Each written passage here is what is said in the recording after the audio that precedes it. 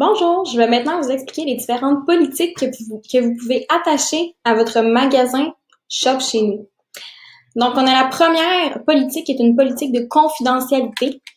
Cette politique-là, c'est un exposé écrit de toutes les mesures que doit prendre une entreprise ou une organisation afin de garantir à ses clients ou utilisateurs sécurité et utilisation appropriée des données qui ont été recueillies dans le cadre d'une relation commerciale.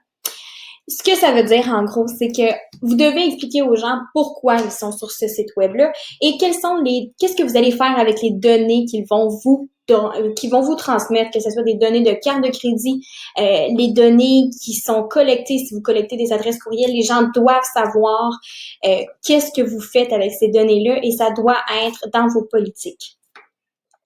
Vous avez aussi les conditions générales qui sont des conditions générales de vente, des informations que vous devez fournir à votre client pour tout ce qui est légalité des ventes et de vos produits ou services en l'absence d'accord spécifique.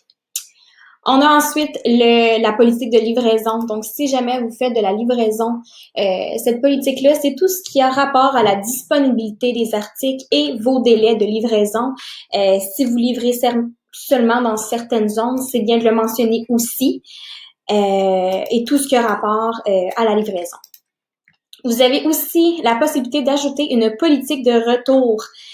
Donc, une politique de retour, c'est une politique de remboursement ou une déclaration qui stipule que dans les circonstances d'un e-commerce, peut-être que vous êtes prêt à accepter le retour ou peut-être non.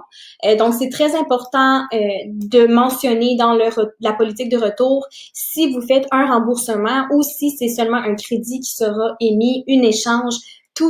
Les informations peuvent être affichées juste ici. Et lorsqu'on sauvegarde, nos politiques vont apparaître sur notre page.